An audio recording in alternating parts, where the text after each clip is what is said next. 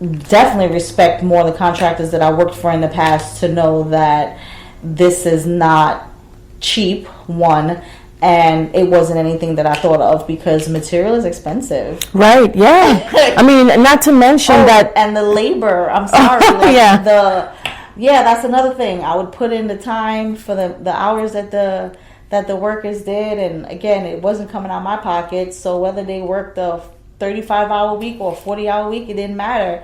So then for me now, it's like, okay, guys, we have nothing else to do. I think we should just wrap it up. Because I know if we're going into another half hour, then I got to pay you for the hour. Right. And labor is expensive. Yeah, no, definitely. And then also having the responsibility now of helping people feed their families, right? So that's a different perspective too. That actually being able to provide for other people was and is the most gratifying thing that I have, that I can say, one of gratifying that I could provide for someone else's family is definitely being able to pay them a decent wage. And I'm very grateful and thankful that I'm able to do that in certain spaces. Yeah, no, definitely. So at some point, excellence tends to shift. It's no longer about proving, it's about building something that actually lasts. So sustainability, legacy, and things of that sort. Do you want to share with us what are you building now that goes beyond you from a legacy standpoint?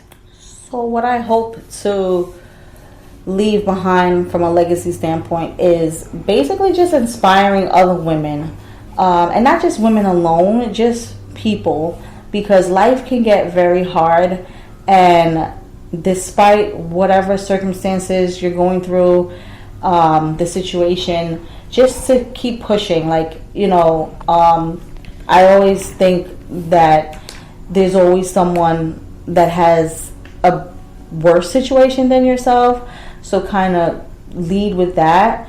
But definitely I want to, if the business doesn't continue going on, meaning if my kids don't want to take ownership of A's Electric, I would at least want to leave with them and my grandchildren, of two of which I have now. Just know that, hey, my mom and my grandmother, she had a pair, she stepped out of the box and she tried it, she succeeded, she failed, she did, whether she succeeded, she failed, she tried, she got knocked down, but she actually did it.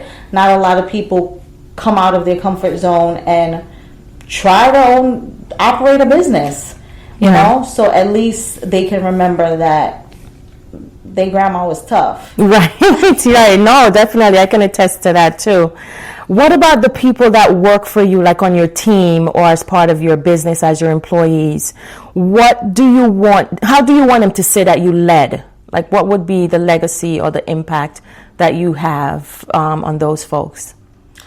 I think I'm a good boss. I think I'm too nice. My husband tells me all the time, you're too nice. I've heard that before. These guys are not your friends. They work for you. I don't look at them or anyone in that way. We are all in it together. There have been nights that we are all there. We're working together. I'm working with them because the job has to get done and there's deadlines. And even though they know that I'm their boss, and they're like, oh no, like, they do respect me, and they're like, no, like, I'll do it or whatever. And I'm like, no, like, come on, we got to get this done. Like, I'm okay with it. Like, let's just do it.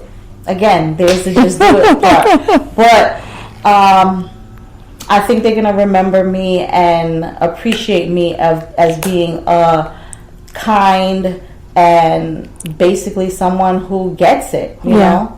Yeah. No, I like that. On this podcast, we talk a lot about sustainable excellence because so many people are performing at a very, very high level, but they're quietly burning out. And sometimes when you're building something, you don't even realize that it's happening, the burnout that is. So what do you no longer carry that you used to? Like, for instance, how do you sustain yourself now? Mentally, emotionally, professionally, while still leading at a very high level? Just to keep yourself grounded and sane. I think I'm at that burnout point now. Oh, no. I think I'm burnt out. I don't know. I feel like that's a difficult question right now. What I usually do is go on vacation, because we think vacations are a quick fix. Like, okay, let's go, let's have a good time, let's get our feet in the sand, enjoy some nice tropical water. But then when you come back, the load is still there. Even more, probably, right? Yes. And you realize, okay, now I just spent all this money on a vacation, and now I'll come back and some of the issues are still there. So I feel like there is still some burnout, but where I am today, I kind of just let things go. So, as you know, we're the responsible ones. So we want things to be done. We want it to be perfect. We just, you give us a task, we want to finish it. We want to do it. And we do it to our very best. And we put our best foot forward with everything that we do. And like you said in your first couple of episodes, that contract, we hold this contract with ourselves. And it's like, I don't even know why we do this. Who made us want to be in this way or in this manner? Yeah. But now I'm to the point where I'm like, I'm ready to tear up the contract, because if I don't feel like doing it, I'm not going to do it. And if I don't want to do it, I'm not going to do it, because it has become very heavy. Yeah, no. And exactly what you're talking about is with regards to putting boundaries in place, so that we can continue to sustain ourselves and be healthy from a mental and a physical standpoint. So one of the things that I'm taking from this conversation, and thank you for this conversation, it was great. One of the things that I'm taking is that excellence doesn't always look loud. Sometimes it looks like persistence. Sometimes it looks like carrying more than people see. And sometimes it even looks like choosing to keep going anyway, regardless of what's happening. So Shantel, thank you. Again, not just for what you've built, but for how you've built it. So with that said, I have a final question that I would like to ask you before we close out.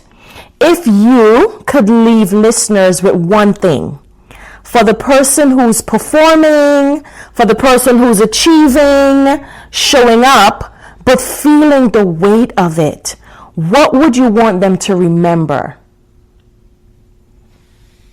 The baby Shantel that's coming up. I see I took a pause, right? Because I feel like your other questions, is a very, very good question. But one, don't give up.